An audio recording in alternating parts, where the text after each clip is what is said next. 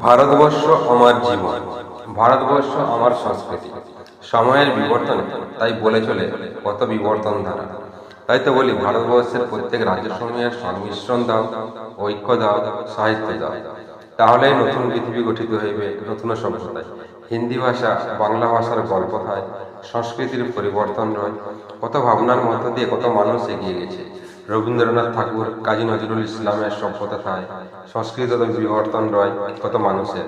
কত মহাত্মা এগিয়ে গিয়েছে, স্বামী বিবেকানন্দ থায়, কিশোর কবি সুকান্ত ভট্টাচার্য থায়, জীবনানন্দ দাস থায়, মহাশ্বেতা দেবীর গল্প রয়। সভ্যতার ভাবনায় ঐক্যের বিবর্তন দাও, ঐক্যগত পরিবর্তন না। জাতীয় সভ্যতা, জাতীয় ঐক্য ভারতের প্রতীক। জাতীয় সঙ্গীতে রবি কীর্তির গল্প রয়, সভ্যতা ঘেরা পরিবর্তন রয়।